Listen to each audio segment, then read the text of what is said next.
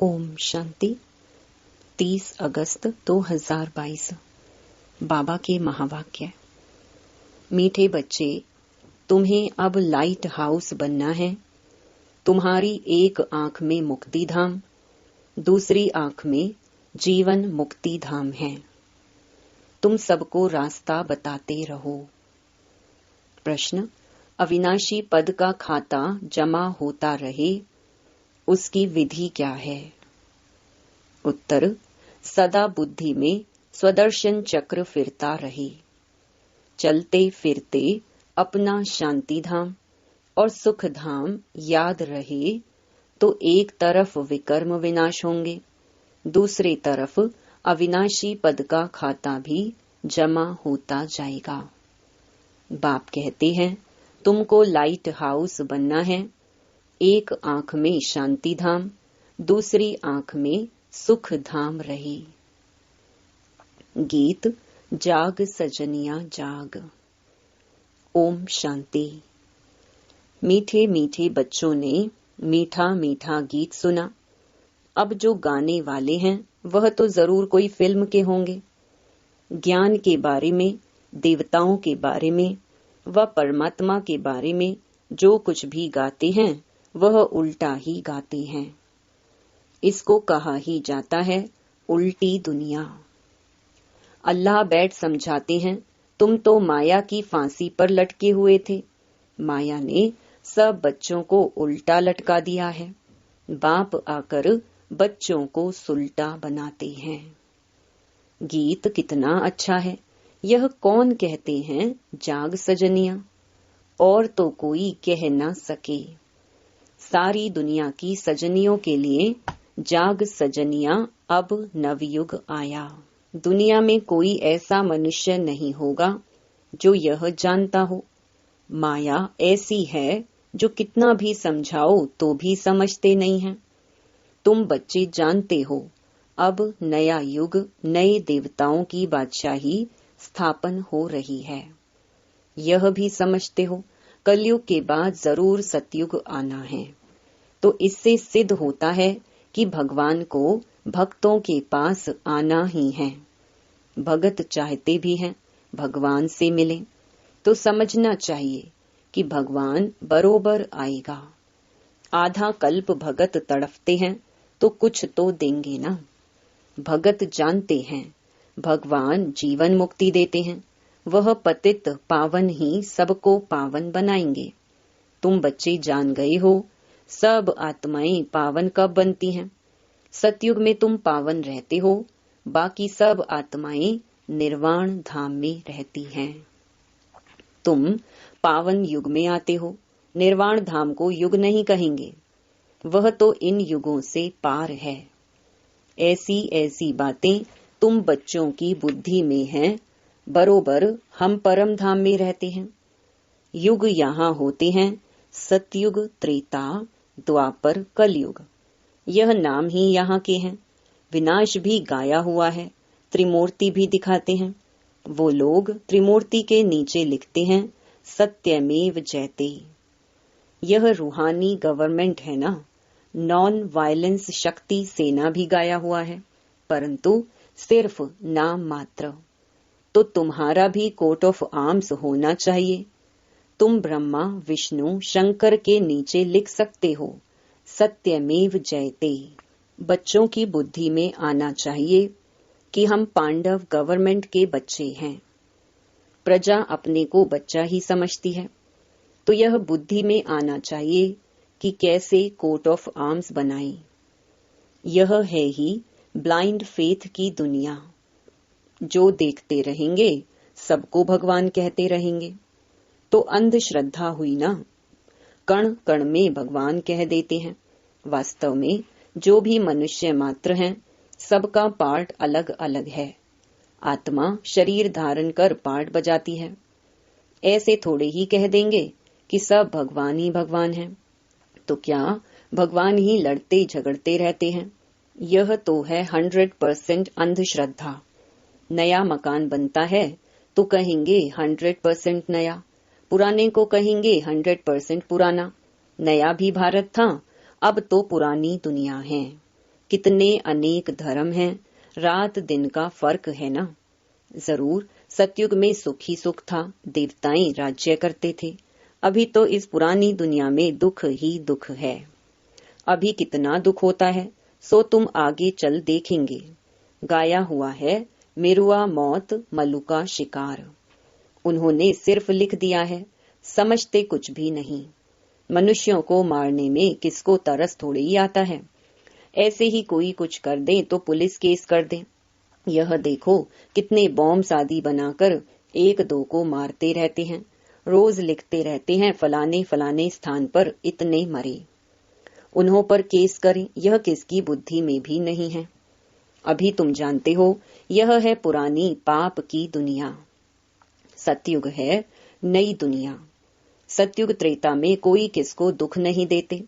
नाम ही है स्वर्ग, हेवन, बहिश्त। हिस्ट्री में भी पढ़ते हैं।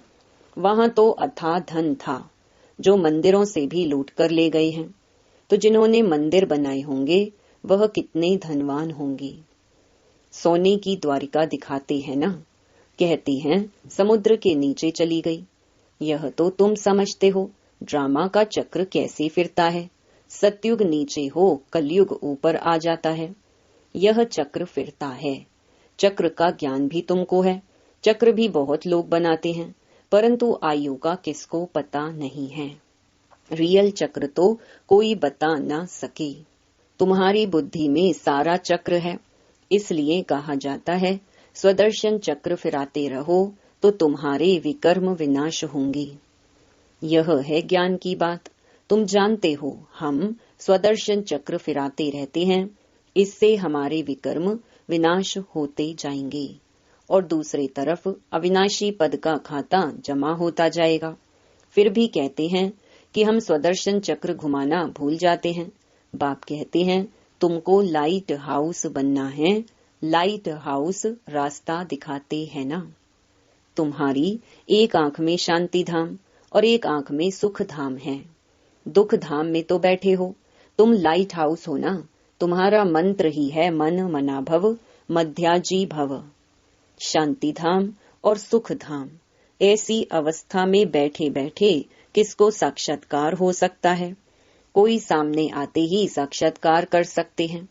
हमारा काम ही है यहाँ, वहाँ तो कुछ है नहीं। तो तुम बच्चों को अब यह प्रैक्टिस करनी है। हम रास्ता बताने वाले लाइट हाउस हैं और अभी खड़े हैं दुख धाम में। यह तो सहज है ना। लाइट हाउस व स्वदर्शन चक्र बात तो एक ही है, परंतु इसमें चक्कर में डिटेल आता है। उसमें सिर्फ दो बातें हैं, सुख धाम और शांति धाम। अल्फ मुक्ति धाम, बे जीवन मुक्ति धाम। कितना सहज है। जहाँ से हम आत्माएं आती हैं वह है शांति धाम। साइंस को जानने वाले या नेचर को मानने वाले इन बातों को नहीं समझेंगे, बाकी देवताओं को मानने वाले समझेंगे। लक्ष्मी नारायण के मंदिर में जाना तो बहुत अच्छा है। देखो यह सुख धाम सतयुग के मालिक थे ना। अभी तो है कलयुग। थे तो वह भी मनुष्य। लक्ष्मी नारायण का राज्य था ना। कब गीता सुनी है? लक्ष्मी नारायण के व राधे कृष्ण के मंदिर में जो आते हैं वह गीता भी सुनते होंगे। जिनका कृष्ण में प्यार होगा उनका गीता में भी प्यार होगा। लक्ष्मी नारायण के मंदिर में जाने वाले होंगे तो उन्हों को गीता इतनी ख्याल में नहीं आएगी। लक्ष्मी नारायण के लिए समझते हैं वह तो वैकुंठ में थे, अभी तो नर्क है। बाप आते ही हैं नर्क में, आकर स्वर्ग की स्थापना करते हैं। बाप कहते हैं मुझे याद करो और सुख धाम शांति धाम को याद करो तो बेड़ा पार हो जाएगा। पहले तो जरूर घर जाना है। अच्छा, कोई श्री कृष्ण को मानने वाला है? बोलो कृष्ण तो सतयुग में था ना। नई दुनिया को याद करो, इस पुरानी दुनिया से नाता तोड़ो। पवित्र भी जरूर बनना है, वहाँ कोई अपवित्रता होती नहीं। किसी भी प्रकार की युक्तियां रचनी चाहिए। बच्चे लिखते हैं सर्विस कम है, ठंडाई है। बाप कहते हैं ठंडाई बच्चों की है, सेवा तो बहुत हो सकती है। मंदिर कितने ढेर हैं। बाप कहते हैं मेरे भक्तों को ज्ञान दो। तुम भी भगत थे ना। अब श्री कृष्णपुरी का मालिक बनते हो। कृष्णपुरी वैकुंठ को याद करेंगे, वैकुंठ राम राज्य को नहीं कहेंगे। लक्ष्मी नारायण के राज्य को ही वैकुंठ कहेंगे। तुम जब समझाएंगे तो कहेंगे बात तो ठीक है। तुम्हारे इन चित्रों में बड़ा ज्ञान भरा हुआ है। जो ध्यान से इन चित्रों को देखेगा तो झट नमस्कार करेगा, तुमको नहीं करेगा। वास्तव में नमस्कार करना चाहिए तुमको, क्योंकि तुम ही ऐसा बनने वाले हो। इसलिए ब्राह्मण कुल उत्तम है। तुम मेहनत कर ऐसा देवता बनते हो। पहले हैं ईश्वरीय संतान। गायन भी इस समय का है। मनुष्य अकलमंद होते तो लक्ष्मी नारायण का बर्थडे मनाते। उन्हों को पता ही नहीं है, सिर्फ लक्ष्मी से जाकर धन मांगते हैं। अरे, उन्हों की जन्म पत्री को तो जानो। वह कब आए थे उनको यह भी पता नहीं। विष्णु को 4 भुजा दिखाते हैं, अर्थात लक्ष्मी नारायण का कंबाइंड रूप है। लक्ष्मी नारायण की पूजा करते हैं, परंतु उनकी जीवन कहानी को तो जानते नहीं। वह कहाँ के मालिक हैं, सूक्ष्म वतन के मालिक तो नहीं है। उनको विष्णुपुरी नहीं कहा जाएगा, सूक्ष्म वतन में पुरी है नहीं। लक्ष्मी नारायण के राज्य को पुरी कहेंगे, फिर राम सीता की पुरी, बाकी राधे कृष्ण का कुछ दिखाते नहीं है। द्वापर में तो इस्लामी बौद्धि आदि आते हैं, तो तुम बच्चों को डिटेल में समझाना पड़े। स्वर्ग को भी याद करते हैं। कोई बड़ा आदमी मरता है तो कहेंगे वैकुंठ गया, तो जरूर नर्क में था, तब तो स्वर्ग में गया। इस समय सब नर्कवासी पतित हैं। नशा कितना रहता है, दिखाते हैं हम करोड़पति हैं, परंतु हैं तो सब नर्कवासी। नर्कवासी स्वर्गवासियों को माथा टेकते हैं। तुम बच्चे ही यथार्थ समझा सकते हो। तुम भी जानी जाननहार के बच्चे हो। तुम्हारी बुद्धि में सारा चक्र डिटेल में फिरता रहता है। घर में जाने से, संबंधियों का मुंह देखने से सब कुछ भूल जाता है। इसलिए कॉलेज के साथ साथ हॉस्टल रहती है। तुम्हारा यहाँ हॉस्टल भी है। यहाँ तुम पढ़ाई में रहते हो, बुद्धि और गोरख धंधे में जाएगी नहीं।